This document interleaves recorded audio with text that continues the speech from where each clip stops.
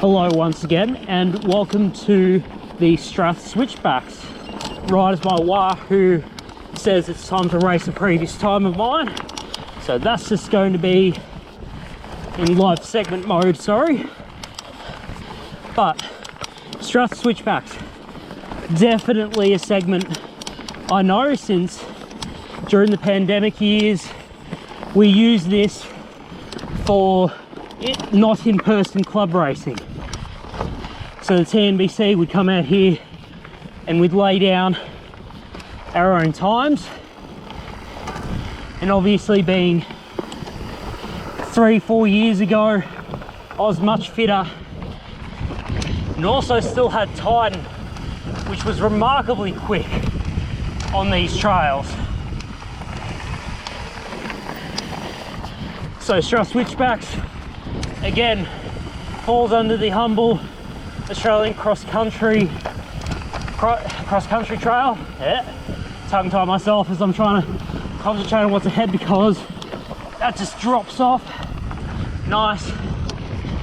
Used to be a bit more of a berm on that one, especially when the kids during the pandemic years modified a few of these trails. But now they're starting to return to the original cross-country form. Go up here.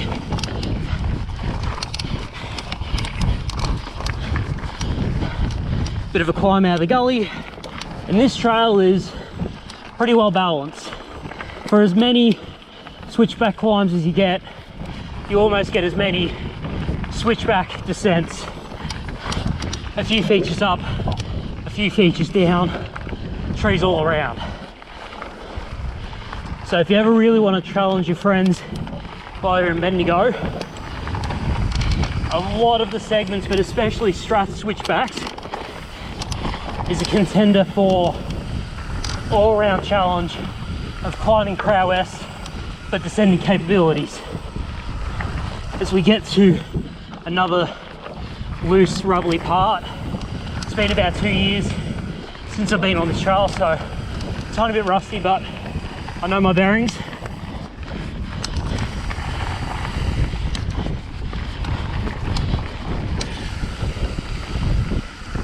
And then another corner that goes on camber, off camber.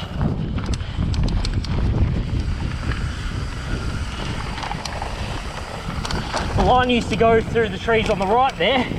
They've now made a bit of a diversion, but that's not a bad diversion actually.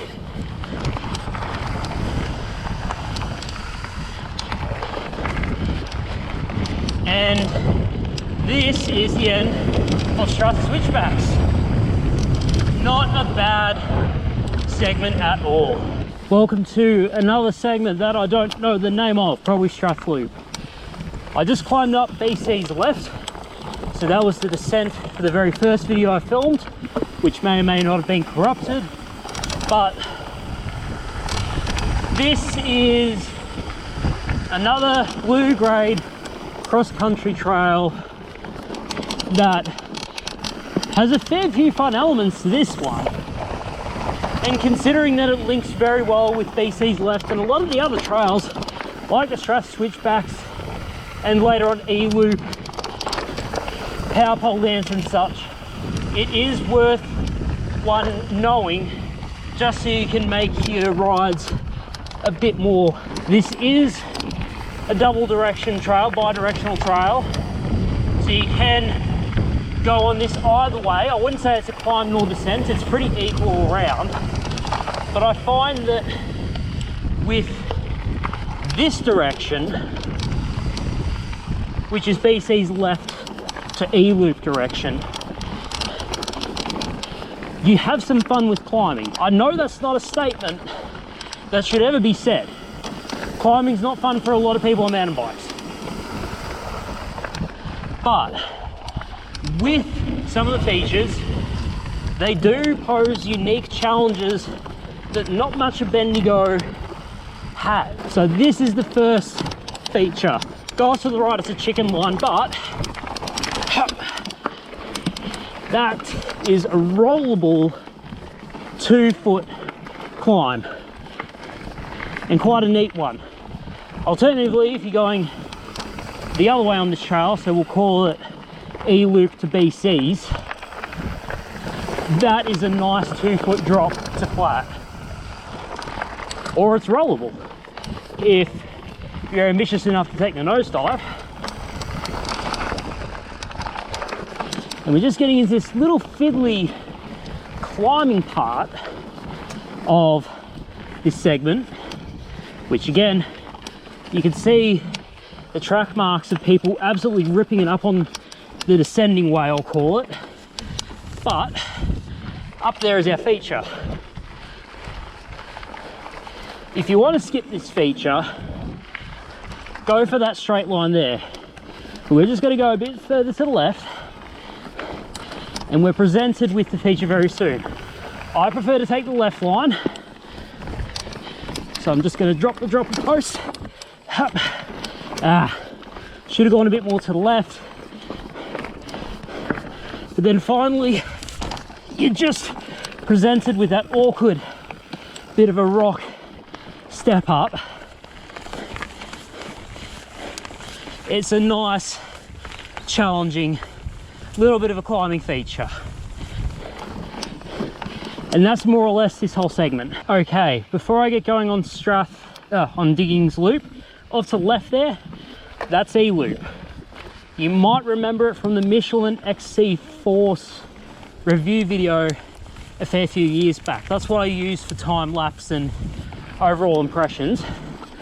But what we're going to do is cross over there and come towards this ridge. This is how we're going to get onto the Diggings Loop. And as we drop down here, to begin with, very rocky, very shaly. So if you're running the thinner, more high pressure cross-country tyres, you might bounce a bit, but for the Pirelli Scorpions, not that much of a problem, honestly. Now, off to the left, that's a shortcut. We're gonna go right, up and over that log, down here through this strange little rock garden, and let it go. Carry enough speed. Yep, no need to pedal up that climb. Bit more of an odd rock garden array here. Sorry if the footage is a bit bouncy.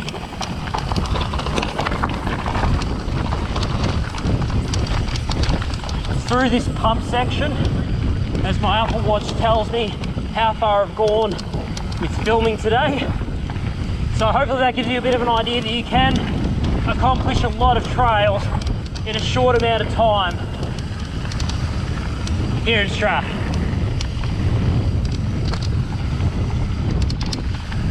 Should have been in high gear, but time to just let the pump section roll out.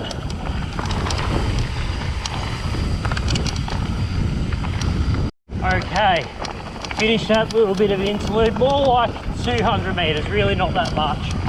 But we'll pick up speed again, and this is the next part of the pump track section of the Diggings Loop.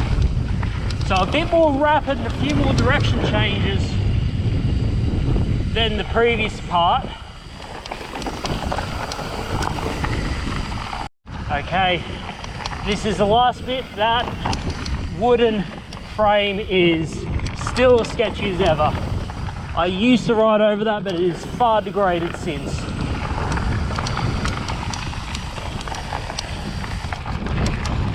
A bit more pedaling on this final pub gully section,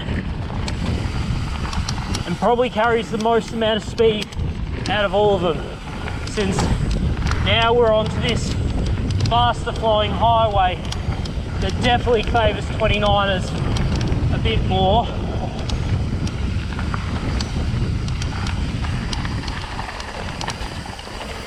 And for the Diggings Loop, that's just about it, because from here it's going to be a bit more of that Australian homegrown cross-country segment that's going to slowly wind me back uphill and get me towards the, what is it called? There's A and B and under the power lines or something. Not the power pole dancer, but they all end up in the same place. So that's the second day of GCC, more or less under wraps as I finish off this ride. Until next time, keep riding and stay awesome.